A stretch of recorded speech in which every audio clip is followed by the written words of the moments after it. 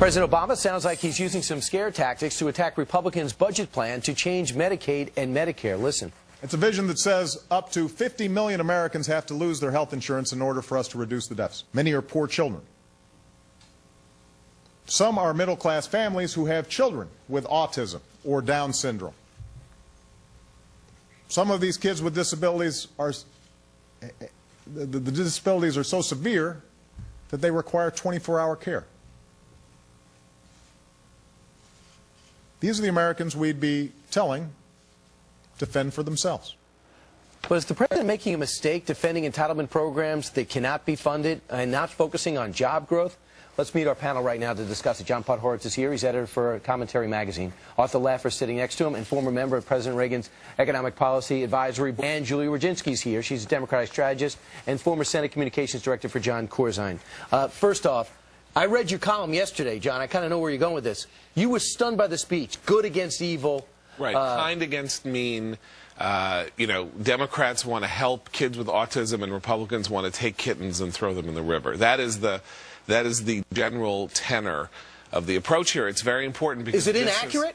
Of course it's inaccurate. The Republican plan involves an effort to control costs in the long run by getting the spending closer to the people who need it, by sending it to the states rather than administering it from Washington. In block grants. In block grants to the states. Arthur, were you surprised? I wasn't surprised, but I was disappointed. He goes back at the old one there of raising tax rates on the rich. I mean, and that's a job killer. You know, honestly, Brian, the best form of welfare is still a good, high-paying job. And unless you get this economy growing again, all of this conversation is for naught. It's really ridiculous. But, Julie, as we're talking about, the president really shouldn't be talking about, he was talking about the deficit. That's what it was about, and the budget in 2012. So he was trying to illustrate it in a way that showed compassion and posed it against Congressman Ryan, who he wanted to deem not having compassion and not liking sick children. Well, listen, Congressman Ryan is actually going out there and proactively trying to cut Medicare and Medicaid for people, and there's no other way to put it. I mean, you're essentially taking a program that's been an entitlement program for a long time, and you're eliminating the way it's been run, and you're essentially saying to people that they have to fend for themselves. That's the reality of what he's trying to do. I don't think Congressman Ryan would deny that's what he's trying to do. And so when you have that kind of situation, of course it's up to the president to create a clear demarcation between his plan and a plan that the opposing party wants to support. But of course, Congressman Ryan wouldn't agree that what he was saying was people should fend for themselves. It is a change in the structure of a program that is dysfunctional and that is now unsustainably expensive. The president himself, in his own proposal, says that Medicare has to be cut by about $1 trillion. And you take money and you empower people to use that money to fend for themselves and buying their own health care. You're empowering the insurance agencies. Giving them money and saying they have to fend for themselves are two contradictory things. You're fending if for yourself. If you give people money, they're not fending for themselves. You're giving money to the insurance companies. You're taking it away from the people that directly need it, and you're giving it to insurance companies that can deny you care. The people don't get the money from Medicare and Medicaid. Doctors get it. They don't get it. It's not given to them. But of course, but they get coverage. Fundamentally, this is what you're arguing about.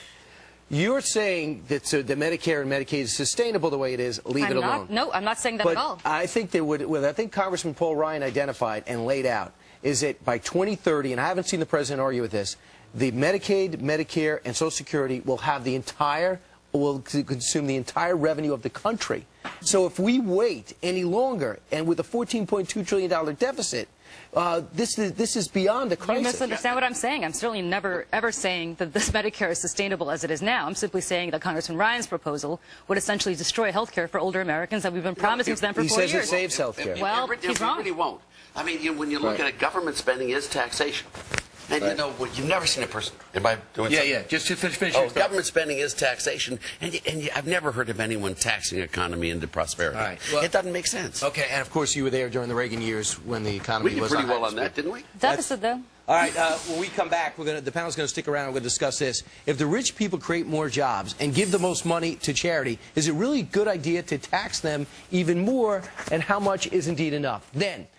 Welcome back, everyone. President Obama making it clear that the wealthiest Americans should pay more taxes. He's also vowing to eliminate the Bush tax cuts yet again. But the top 25% of earners already pay 86% of the taxes in this country. So is the president's plan to cut the deficit just code for spread the wealth? He basically said if you ask rich people to pay more, they will. John Podhoretz is here. Art Laffer's here. Julie Rodzinski's here. Now, Arthur, we'll start with you. First off, the president, his theory, the rich should pay more. What would that do for the economy? Well, I think the rich should pay more, but they should do it at lower tax rates. I mean, the one thing we know from all history is every time you raise tax rates on the rich, they pay less in taxes. Every single example of that. Now, that's not true of everyone else. It's really not. But this guy wants to raise tax rates so bigger deficit, so they have less money to help the poor, the minorities, the disenfranchised. It's crazy, Brian. He knows it's better. He knows better. Anyone studying the statistics of income knows what I'm saying is correct. So what you're saying is the rich will earn more. Yes. Therefore, they'll give more tax revenue back to the treasury. That's exactly what they'll do. And you can't balance the budget on the backs of the unemployed. Right. Julie, the president, that's where the rubber hit the road for Republicans when he went out and said yesterday that the tax rate should go up for the rich. They've had it too good for too long. Well, the Republicans obviously want to, on the one hand, lower the deficit, but on the other hand, actually have no way to do it without raising taxes to some extent. I'm sorry, that's simple math. The Laffer curve is something I know. I'm a big fan of Art Laffer, but he and I disagree on this. I don't think it's something that actually raises revenue because what you have is a deficit. You ultimately lead to a deficit. No matter how many times you say that you're going to cut taxes and raise revenue, there's always a deficit. You had it with Reagan. You have it with Bush. You have it every time you lower taxes to this extent. We raised huge amounts of extra revenues with the highest income groups under Reagan. They increased the amount of taxes they pay. It's the lower income groups that you lowered the tax rates on that we lost money on. But what about the deficit that you guys came up with? The deficit is true, but here as an economy, we need to get growing. But come on. The president is playing a very interesting game here. He ran in 2008 saying he was going to eliminate the Bush tax cuts. When push came to shove and the economy was in very deep trouble at the end of 2010 and he lost a big election, he ended up agreeing to their maintenance. That's true. And the real question that liberal Democrats have to ask themselves is, does he mean it? That is to say, if it's 2012, he wins in a squeaker election, and it gets back to December 31st, 2012, and the economy is growing at 2%, is he really going to eliminate the Bush tax cuts and literally plunge the economy into a double dip? I say no. I say he doesn't do it. You say he doesn't do it. I say he wouldn't do it, and Democrats are foolish to believe that he would do it. But to put it in context, it's something that Bill Clinton did back when the economy was not humming along nicely either. He did it. The economy recovered, and as Art says, I think you want to bring commentary on that. Oh, well, yeah, but Clinton cut the capital gains tax. He cut government spending as a share of GDP by more than any president ever. I mean, he was phenomenal in this. The exact opposite of Barack Obama.